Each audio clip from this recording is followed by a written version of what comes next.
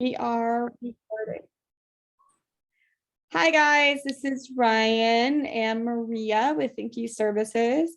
We are back with another presentation.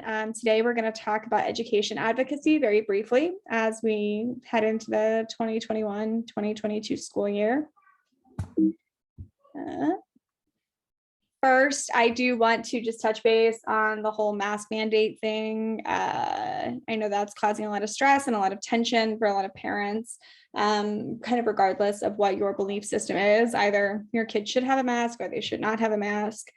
Either way, I think I would suggest just being kind to teachers right now as they're trying to navigate this.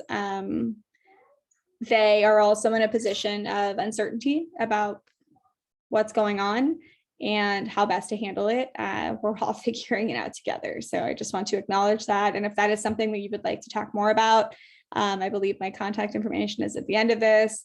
And we can, always have additional conversations because that is it's a big area that is, I think, hard to process right now for some people. For me, it's been hard. So I imagine probably is for some others.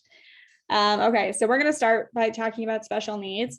Special needs is I don't know, such an interesting term, Maria. Like it feels vaguely antiquated at this point. Like, why are we still calling it special needs?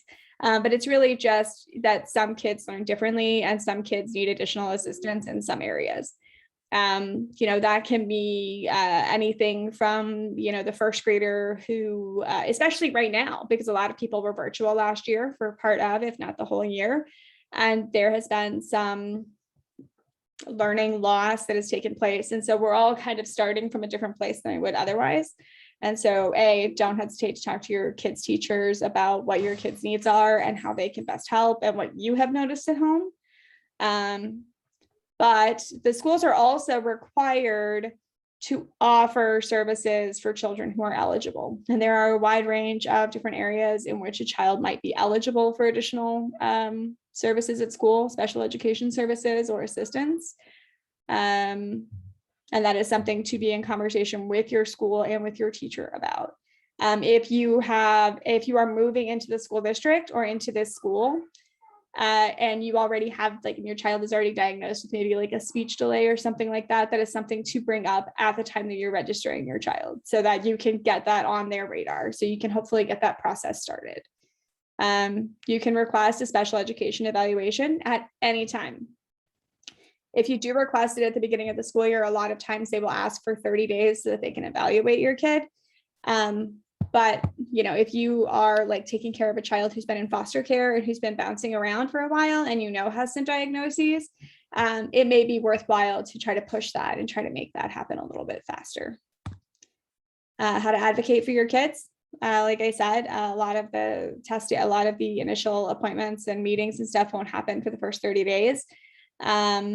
Anytime you are changing school districts, and especially if your child already has had an ARD or IEP for meetings in the past, make sure you have a copy of that because you can provide that the day that you're enrolling your child into the new school. And even when they're going from 5th grade to 6th grade, right? Anytime they're going to a new school and that new school has to put those same expectations and same plans into place.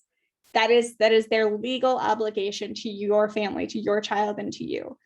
They're required to invite you to those IEP. IEP, by the way, stands for Individualized Education Plan, and ARD stands for Admission Review and Dismissal, which is, I don't know why they call it that, but that's what they call the ARD. But it is an opportunity for the teachers and the special education coordinator at school and yourself and your child, potentially if your child's older, to kind of sit together and talk about what needs you're seeing in the classroom. Or if there are behavioral needs. So if you have a child who has been diagnosed with ADHD and has some hyperactivity, this is something that they may talk about. Or if you have a child who has dyslexia, right, and reading is really difficult for them, right? This is an opportunity to come together and strategize as a team over how to best help your child. They have to invite you to those meetings. If they invite you the day of, or if they invite you and it's a Zoom meeting and you end up not being invited in and you find out 2 hours later they had the meeting without you, you can request another one. you can request it to be rescheduled. You have the legal right to be in that space when they're having that conversation about your child. And if your child is older and they're like, and it's developmentally appropriate. So if like they're 16 and they are pretty engaged in what's going on in their lives, they should be part of that meeting too. They may have some really solid feedback that they can give the rest of that team on what may help them. Speech therapy and occupational therapy can take place in most schools, which is super helpful, especially for the little guys, for your first, second graders, kindergartners, pre-K, Head Start students who may need speech therapy. Like that is something that kind of that ARD process can help you get set up and arranged. If for whatever reason, here, let me move this down. If for whatever reason the school refuses to provide the services, or they provide the service, or they agree to and then don't do it, right? So if your child is supposed to be pulled out for 30 minutes once a week for math, or once a day or whatever for math, and it never ever happens, and there's always an excuse, like you can call them out for that. Like there are legal ramifications for those school districts not following through on the child's IEP plan or the ARD document plan. And if you don't understand something, ask. I am a huge believer that when somebody works in a system, you get used to the language of that system, right? So whether it's housing, or for me, it's all trauma, right? So like you sit down with me and have a conversation about trauma, I can get deep in the minutia and the very small details very quickly, because that is where my head has been for the last 15 years in my career. And so it can be easy to not effectively communicate what I'm actually trying to say, right? And so same thing with your doctors, right? If there's something that they are saying, if they're like, well, you know, they score in the top 2%, okay, well, what does that mean? Like, why is that important, right? Tell me what that means. Right. And it may be frustrating for the educational professional or whoever who you're asking that question of, but it is so important. And if they give you a hard time about it, just say, hey, listen, this is my kid. Like at the end of the day, I need to be able to describe to them what's going on. Right. Like help me to help you to help them. Like, come on. You know, and as always, it's okay to slow the conversation down. It is a skill set to do that, to go, what does that mean? Why are we doing that? Why would that be helpful? And if you have any questions about alternative programs, especially for high school students who need to make up like course credits, I can help you guys like work through some of that. If you are interested in a GED and, you know, you're an adult, or, you know, you're turning 18 or whatever, I could definitely work with you through that process too. If you are younger than 18 and you're watching this and you're interested about a GED program, there's a whole lot of conversations and a lot of things to consider there, but I'm also happy to have that conversation. Does not mean I'm advocating one way or the other, just trying to make sure that whoever wants the information gets it. Requirements for pre-K. In Austin ISD, which is the school district you guys are in, pre-kindergarten is free for students who fit these criteria. You can read through them. I will go through just a couple of them. If your kid has ever been in CPS care, they will qualify. If you qualify for SNAP, if the kids are on Medicaid, there is an income restriction. We couldn't find that exact information, but once you go to fill out the form, it should be on there. If your child is not old enough to go to pre-K, so not 3 or 4, you may potentially be able to get some assistance, financial assistance with daycare through Workforce Commission. They have a program, and I honestly cannot remember what it stands for. I don't know what the M stands for, but CCMS, that is income-based, that will potentially help you financially afford daycare for your younger kids.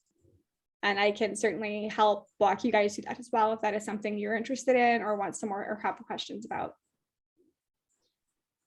Tutoring at Thinkies, there's my picture. Thank you, Maria. We offer free tutoring services and occasional homework help, kind of ongoing. If it's something you need, please reach out so we can arrange a time. Given what's going on right now with COVID-19 and the Delta variant and just kind of all of that stuff, I don't know at this time that we're going to have like set days during the week that we're down there. But we can certainly do something virtually, or we can do something over the phone, or if you have a child who learns best in person, that is even something that we can set up. but we do need to schedule that in advance.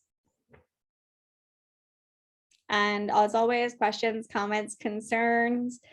This is a very, very brief overview of educational advocacy. And I am always helpful, always willing, always helpful, not always helpful, always willing to try to be helpful. You're always helpful. I'm tired today, guys. While walking through some of these complicated issues and these complicated systems, the educational system is just another system. And it can be helpful to have somebody, walk through it and, work with you guys to help navigate whatever questions you may have. I've done some of that in the past, so I know some stuff. And if there's something I don't know that you guys are struggling with, please feel free to reach out and I will do my best to try to get an answer for you. Because, it takes a village and education is so important. And this school year, I think is going to be really vital to help get kids back on track. Last year was a weird year. It was an off year. So I'm hopeful that this year we can start to restabilize our kids and our families and all of that.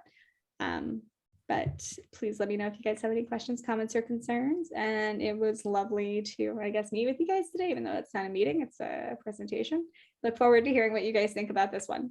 Have a good day, guys. Bye.